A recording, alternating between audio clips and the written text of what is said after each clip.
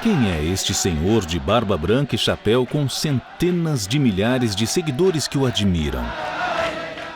Quem são esses que formam um mar de casacos pretos cantando com entusiasmo? E o que faz com que essa multidão seja atraída para esse local conhecido como 770, o número 770 da Eastern Parkway, no bairro do Brooklyn, em Nova York?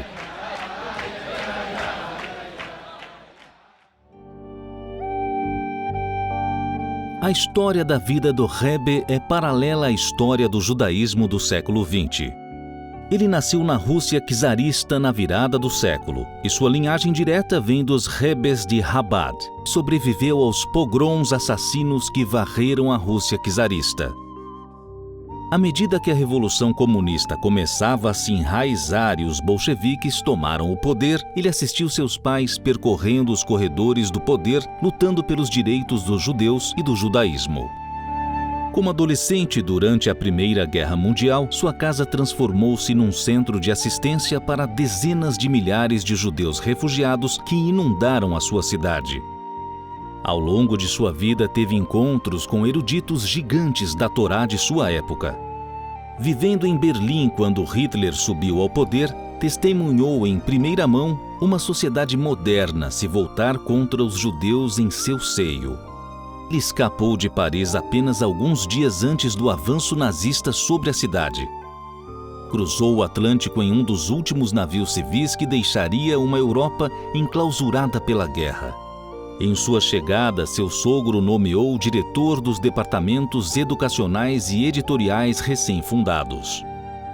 Enquanto o Centro Mundial Judaico se transferia para os Estados Unidos, o Rebbe assumiu a liderança do movimento Chabad Lubavitch em 1951, um ano após o falecimento de seu sogro, o sexto Rebbe, Rabino Yosef Yitzhak, tornando-se o sétimo líder. Ele tornou-se o líder do movimento Hassídico Chabad. Na época, sua estratégia foi considerada muito ousada. Ensinou seus seguidores para levar o judaísmo para fora, sendo pioneiro no conceito de abordagem do judaísmo moderno. Quando centenas de milhares de judeus pioneiros regressaram à sua pátria, ele incentivou e manteve correspondência com seus líderes. Durante épocas de paz e conflitos, ele abraçou a Terra Santa e seu povo. Com tendências e atitudes em evolução, preencheu o anseio por algo mais elevado, empenhando-se em aplacar a sede, incrementou em espiritualidade e moralidade. Debaixo do nariz de ditadores brutais, dirigiu uma rede de operadores clandestinos. Quando os judeus começaram a desfrutar de uma liberdade jamais vista em centenas, talvez milhares de anos, proclamou que as pessoas morais deviam ser uma luz para seus vizinhos, promovendo as 7 leis universais para toda a humanidade. Em um século que viu mais avanços científicos do que em milhares de anos antes, abraçou o que outros rechaçaram, encorajando que a tecnologia fosse usada a serviço de seu Criador. Quando as viagens e as comunicações encurtaram distâncias, inspirou milhares. Aproximou seus irmãos com amor, após terem sido perseguidos pelo ódio. O Rebbe falou muito pouco de si mesmo, por isso sua vida jamais foi apropriadamente documentada. No entanto, está gravada nos corações e mentes daqueles que se encontraram com ele ao longo dos anos. Após seu falecimento em 1994, a história de sua vida continua, por meio das incontáveis vidas que ele tocou e inspirou.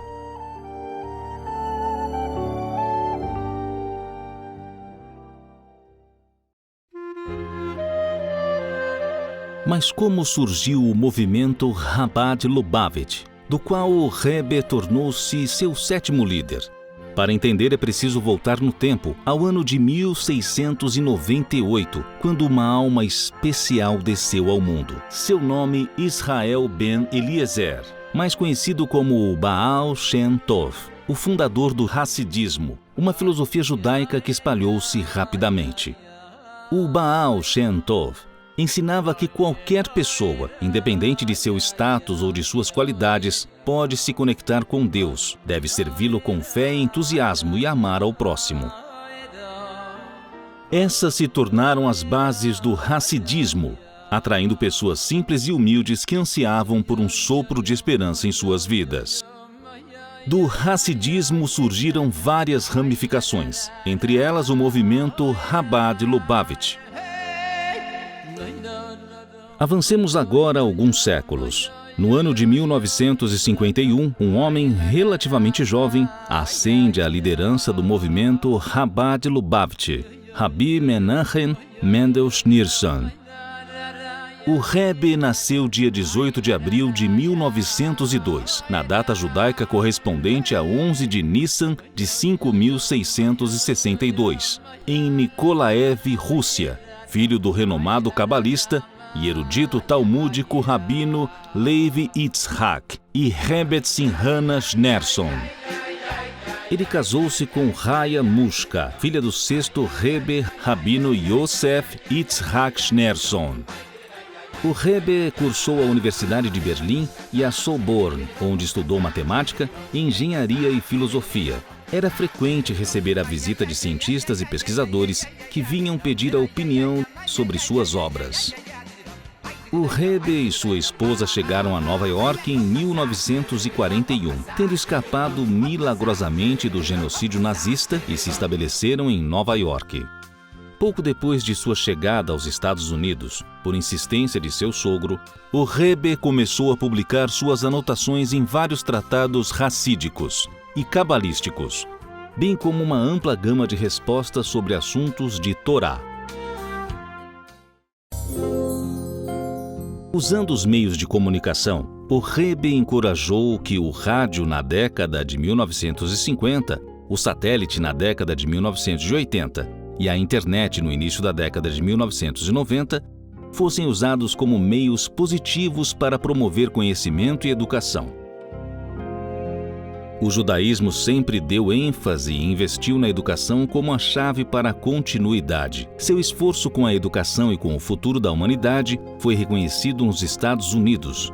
A data de nascimento do Rebbe, em 11 de Nissan, foi declarada pelo presidente americano Ronald Reagan o Dia Nacional da Educação, celebrado anualmente nos Estados Unidos.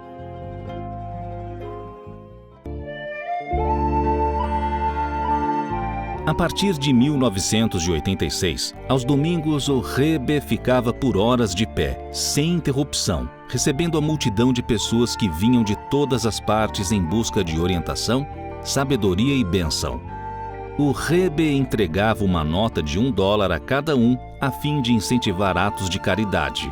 Ele recebia a todos, desde pessoas simples a presidentes e chefes de Estado, homens e mulheres, jovens e crianças, sem distinção.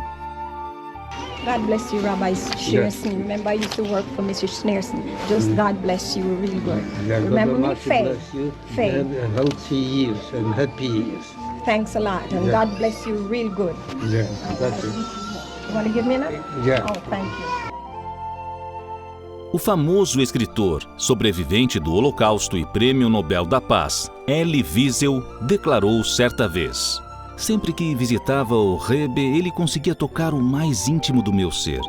Isto é válido para qualquer pessoa que tenha ido vê-lo. De algum modo, quando a pessoa saía, sentia estar vivendo com maior intensidade e elevação, em um nível mais alto, com um senso mais profundo de sua existência e uma busca mais intensa pela vida e por seu significado.